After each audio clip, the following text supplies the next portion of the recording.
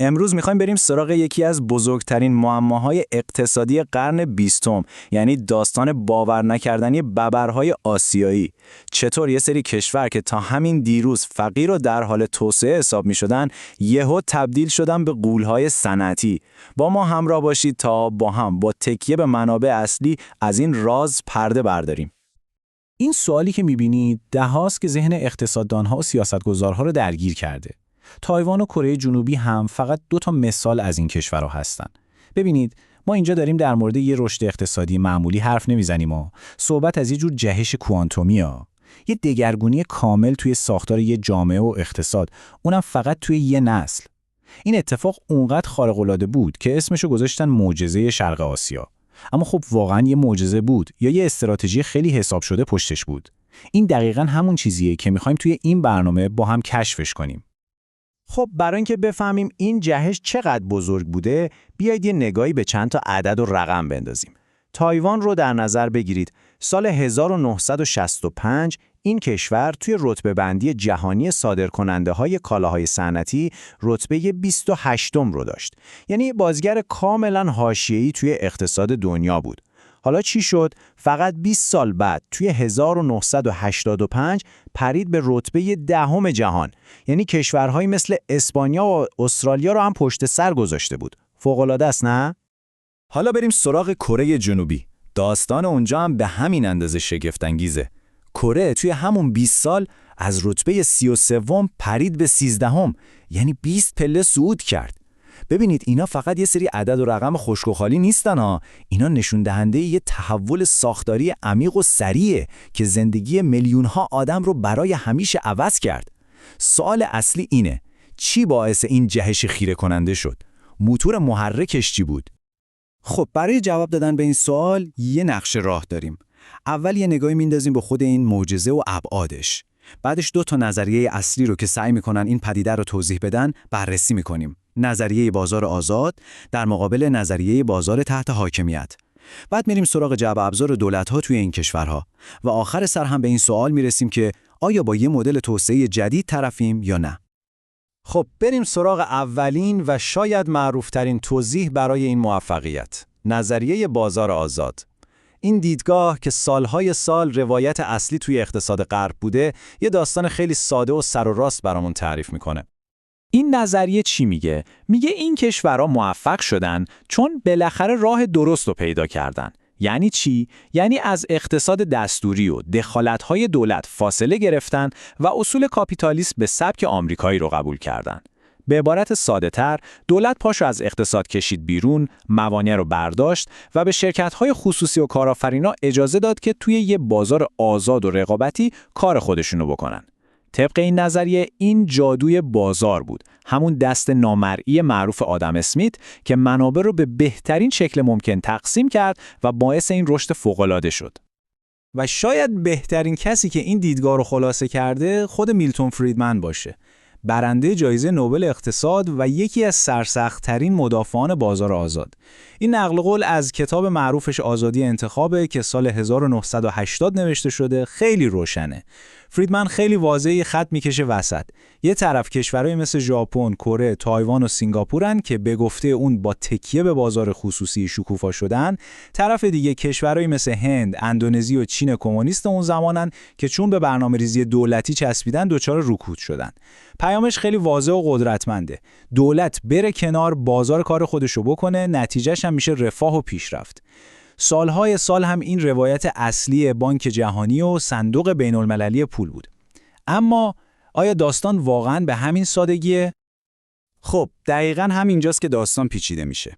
چون وقتی محقق‌هایی مثل رابرت وید، نویسنده کتاب حاکمیت بر بازار که بخش بزرگی از تحلیل ما هم بر اساس اونه، عمیق‌تر به ماجرا نگاه کردن، به یه نتیجه کاملا متفاوت رسیدن. اونا فهمیدن که روایت بازار آزاد یه بخش خیلی مهم از واقعیت رو اصلاً نمیبینه. نظریه جایگزینی که اونا مطرح کردن اسمش هست بازار تحت حاکمیت. بیایید این دوتا نظریه رو کنار هم بذاریم تا تفاوتشون قشنگ معلوم بشه. نظریه بازار آزاد میگه نقش دولت باید خیلی کم و غیر مستقیم باشه، مثل یه داور فوتبال که فقط سوت میزنه و قانون رو اجرا میکنه. اما نظریه بازار تحت حاکمیت میگه نه آقا، دولت توی این کشورها نقش مستقیم و استراتژیک داشته. بیشتر شبیه یه مربی بوده که استراتژی تیم رو میچینه. اولی میگه موفقیت فقط کار شرکت‌های خصوصیه. دومی میگه نه، این موفقیت نتیجه یه همکاری نزدیک و هدفمند بین دولت و بخش خصوصی بوده. و نکته کلیدی اینجاست. توی مدل بازار آزاده که منابع رو هر طور خواست تقسیم کنه. اما توی مدل بازار تحت حاکمیت این دولته که فعالانه بازار رو هدایت میکنه تا به هدف‌های استراتژیک ملی برسه. خب حالا این بازار تحت حاکمیت دقیقاً یعنی چی؟ این تعریف خیلی مهمه. ببینید این مدل یه جورایی یه راه سوم بین دو تا قطب معروفی که میشناسیم. یه طرف اقتصاد دستوری مدل شروعیه که دولت صاحب همه چیزه و بازاری وجود نداره. اون طرف هم اقتصاد کاملاً آزاد یا لسفه رو داریم که دولت تقریباً هیچ کار است. مدل بازار تحت حاکمیت یه جایی این وسط قرار میگیره. توی این مدل دولت نمیاد جای بازار رو بگیره، نه، بلکه از بازار به عنوان یه ابزار استفاده میکنه. دولت با سیاست‌های مختلف ریسک سرمایه‌گذاری‌های بزرگ و استراتژیک رو برای بخش خصوصی کم میکنه و اونها رو هل میده به سمت صنایعی که برای آینده کشور مهمن. انگار یه رقص هماهنگ بین منطق سودآوری بخش خصوصی و هدف‌های بلند مدت ملی که دولت تعیینشون میکنه. خب حالا سوال اینه که این هدایت و حاکمیت چطوری توی عمل اتفاق میافتاد؟ دولت‌ها دقیقاً از چه ابزارهایی استفاده می‌کردن؟ اینجاست که میرسیم به جعبه ابزار دولت. اینا فقط چند تا از مهمترین ابزارهای توی این جعبه ابزار هستن. 1. کنترل سیستم مالی.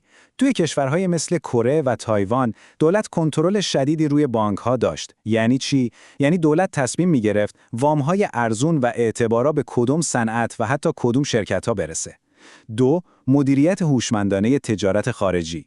با تعرفه و کنترل واردات از صنایع نوپای داخلی در مقابل رقبای خارجی قدرمند محافظت می‌کردند. در این حال با یارانه و مشوق‌های مختلف صادرات را به شدت تشویق می‌کردند. 3. ترویج فعالانه کسب تکنولوژی از خارج و 4 که خیلی هم مهمه، اجتماعی کردن ریسک. یعنی دولت می اومد ریسک سرمایه‌گذاری‌های بزرگ و پرخطری رو که بخش خصوصی به تنهایی جرأت نمی‌کرد انجام بده به دوش می‌کشید. این یه بسته سیاستی کامل و هماهنگ بود، نه چند تا کار جدا از هم. و یکی از قوی‌ترین مدرک‌ها علیه روایت بازار آزاد یه آماریه که خیلی وقتا ازش چشم‌پوشی میشه. اندازه بخش دولتی. یادتونه که نظریه بازار آزاد میگه دولت باید کوچیک باشه و دخالت نکنه؟ خب وقتی به داده ها نگاه میکنیم میبینیم داستان کاملا برعکسه. به این جدول نگاه کنید. این جدول متوسط سهم شرکت‌های دولتی رو توی کل سرمایه‌گذاری‌های کشور توی دهه 1970 نشون میده. توی تایوان حدود 1/3 کل سرمایه‌گذاری‌ها، یعنی کارخونه‌ها، زیرساخت‌ها، همه چی توسط شرکت‌های دولتی انجام میشد. 33%. این رقم برای اقتصادی که بهش میگن بازار آزاد واقعاً سرسام‌آوره. این سهم خیلی بیشتر از کره جنوبی و بقیه همسایه‌ها بود. در واقع تایوان اون موقع یکی از بزرگترین بخشای دولتی رو توی کل دنیای غیر کمونیستی داشت. این آمار به ما میگه دولت فقط یه داور بی‌طرف نبوده، بلکه یکی از اصلی ترین بازیکن‌ها و سرمایه‌گذارا توی زمین اقتصاد بوده. خب حالا بیایید از این آمارهای کلی فاصله بگیریم و یه مثال واقعی و ملموس رو ببینیم. می‌خوایم ببینیم این حاکمیت بر بازار توی عمل چطور کار می‌کرده. داستان به وجود اومدن صنعت الیاس مصنوعی توی تایوان یه نمونه کلاسیکه. توی دهه 1950 صنعت نساجی تایوان کاملاً به واردات پنبه وابسته بود. برنامه‌ریزای دولتی این رو یه نقطه ضعف استراتژیک می‌دیدن. اما خب هیچ شرکت خصوصی حاضر نبود روی یه زمینه جدید مثل الیاف مصنوعی ریسک کنه. اینجا بود که دولت وارد میدون شد. اول هدف رو مشخص کرد. بعد مثل یه واسطه یه شرکت آمریکایی رو که تکنولوژی رو داشت با نساجی‌های محلی دور یه میز جمع کرد. دولت روی تمام مراحل مذاکره نظارت دقیق داشت و نتیجهش چی بود؟ تولد شرکت چاینا من میت فایبر توی سال 1957. این مثال قشنگ نشون میده که دولت مثل یک کارآفرین استراتژیک عمل میکرده. پروژه‌هایی رو شروع میکرده که بازار به تنهایی از پسشون بر نمی اومده. خب نتیجه این همه دخالت و هدایت دولتی چی بود؟ این نمودار جواب رو به ما میده. این نمودار نرخ تعمیق صنعتی رو نشون میده. تعمیق صنعتی یعنی چی؟ یعنی یه اقتصاد با چه سرعتی از صنایع ساده میره به سمت صنایع پیچیده‌تر. همونطور که میبینید سرعت تغییر توی تایوان 10% و کره جنوبی 6.1% خیلی خیلی سریعتر از کشوری مثل مکزیک با 2.8% بوده که یه مدل دیگر رو دنبال میکرده. این آمار نشون میده که استراتژی بازار تحت حاکمیت فقط باعث رشد سریعتر نشده، بلکه باعث یه تحول ساختاری عمیق‌تر و سریعتر توی اقتصاد این کشورها هم شده. خب، حالا که همه شواهد رو کنار هم گذاشتیم، به چه نتیجه‌ای میرسیم؟ یه چیز روشنه. اون داستان ساده انگارانه بازار آزاد واقعاً نمیتونه پیچیدگی‌های شرق آسیا رو توضیح بده. اما از اون طرف هم این مدل هیچ ربطی به برنامه‌ریزی مرکزی مدل شوروی نداشت. توی کره و تایوان مالکیت عمدتاً خصوصی بود. شرکت‌ها برای سود با هم رقابت می‌کردند، البته توی بازاری که دولت هدایتش می‌کرد. پس ما با یه پدیده جدید و منحصر به فرد طرفیم. یه مدل اقتصادی که توی دسته‌بندی‌های معمولی چپ و راست یا دولت در مقابل بازار جا نمیشه. تحلیلگرا برای توصیف این مدل جدید یه اصطلاح ساختن: دولت توسعه‌گرا. ویژگی اصلی دولت توسعه‌گرا چیه؟ کیفیت و ساختار بوروکراسیشه. یعنی توی قلب این دولت‌ها یه هسته مرکزی از بوروکرات‌های نخبه، شایسته سالار و فوق‌العاده تحصیل کرده وجود داشت. این افراد از فشارهای سیاسی روزمره دور بودن و میتونستن تمام تمرکزشون رو بذارن روی طراحی و اجرای استراتژی‌های بلند مدت برای توسعه اقتصادی کشور. و این بوروکراسی فقط قدرتمند نبود، بلکه فوق‌العاده کارآمد و شایسته هم بود. برای اینکه بفهمید جذب بهترین ها چقدر توی این سیستم جدی بوده، به این آمار از ژاپن نگاه کنید که الگوی اولیه این مدل بود. سال 1980 نرخ قبولی توی آزمون استخدامی دولتی برای مقام‌های بالا فقط 2.7% بوده. فکرشو بکنید، یعنی از هر 100 تا از باهوشترین فارغ التحصیل‌های دانشگاهی کمتر از 3 نفر میتونستن وارد این سیستم بشن. همین ترکیب استقلال سیاسی با شایستگی فنی بود که به دولت توسعه‌گرا این قدرت رو میداد که بتونه بازار رو به طور مؤثر هدایت کنه.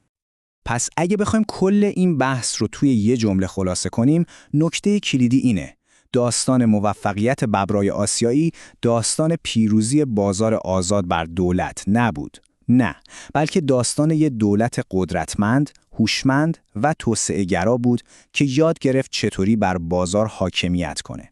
اونا رقابت کاپیتالیستی رو از بین نبردن، بلکه مهارش کردن و در جهت هدفهای بلند مدت ملی هدایتش کردن. این یه راه سوم واقعی بود، نه سوسیالیسم دولتی و نه کاپیتالیسم کاملا آزاد. و این ما رو میرسونه به سوال نهایی و شاید مهمترین سوال: آیا این مدل بازار تحت حاکمیت و دولت توسعه‌گرا فقط یه پدیده خاص مربوط به شرایط تاریخی و فرهنگی شرق و آسیا توی اواسط قرن 20 بود، یا نه درس‌های جهانی توی این تجربه وجود داره که میتونه برای کشورهای در حال توسعه امروز یا حتی برای کشورهای توسعه یافته‌ای که با چالش‌های جدیدی مثل تغییرات آب و هوایی یا رقابت‌های تکنولوژیک روبرو هستن مفید باشه؟ آیا دولت‌ها امروز هم میتونن و باید نقش فعالتری توی هدایت اقتصاد به سمت هدف‌های بلند مدت داشته باشن؟ این سوالیه که جواب مشخصی نداره، اما داستان ببرهای آسیایی ما را مجبور میکنه که خیلی جدی بهش فکر کنیم.